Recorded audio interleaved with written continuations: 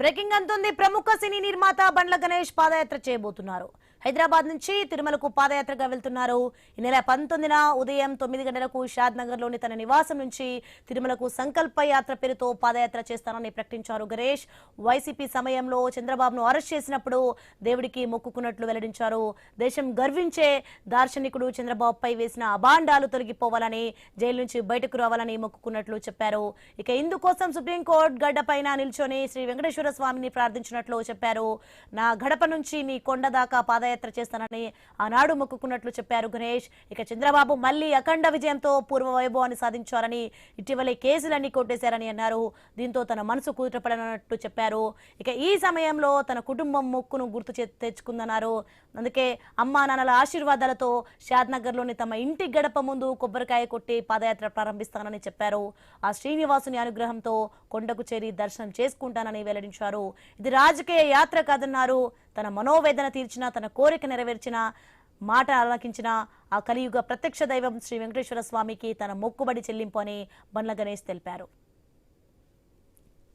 Right, గా ఇదే అంశానికి సంబంధించి మరింత సమాచారం విజయవాడ నుంచి మా ప్రతినిధి కాంతి ఫోన్ లైన్లో అందిస్తారు.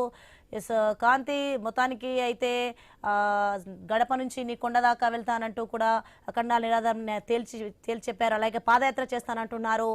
దీనికి సంబంధించిన డీటెయిల్స్ ఏంటి?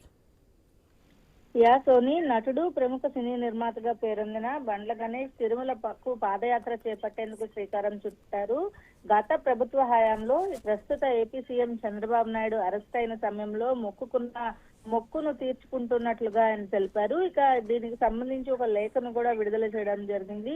రేపు ఉదయం 9 గంటలకు షాద్ నగర్ లో ఉన్న తన నివాసం నుంచి సంకల్ప యాత్ర మొదలు పెడుతున్నట్లుగా బండ్ల గణేష్ పేర్కొనడం జరిగింది. ఇక ఏదైతే లేఖ ఇచ్చారో, కలియుగ ప్రత్యక్ష దైవం తిరుమల వెంకటేశ్వర స్వామి వారి సన్నిధికి సంకల్ప యాత్ర అంటూ మొదలుపెట్టి మన నాయకుడు, దేశం గర్వించే దార్శనికుడు సీఎం చంద్రబాబు నాయుడు మీద వేసిన అబాండాలు తొలగిపోవాలని చెప్పి, ఆయనను అరెస్టు చేసిన సమయంలో బయటకు రావాలని చెప్పి సుప్రీంకోర్టు గడప మీద నిలబడి మొక్కుకున్నటువంటి మొక్కుని ఈ రోజు తీర్చుకునేందుకు సిద్ధమైనట్లుగా ఆయన ప్రకటించడం జరిగింది. నా గడప నుంచి నీ కొండ దాకా పాదయాత్ర చేసి వస్తానని ఆయన మొక్కుకున్నట్లుగా తెలిపారు. ఇక ఈ రోజు తెలుగువారి ఇలవేల్పు వేడుకొండల స్వామి ఆశీస్సులతోటి సీఎం చంద్రబాబు నాయుడు అఖండ విజయం పూర్వ వైభవాన్ని సాధించుకున్నారు. ఇటీవలే ఆ కేసుకు సంబంధించినటువంటి విషయాలన్నింటినీ కూడా కొట్టివేయడం జరిగింది. ఈ నేపథ్యంలో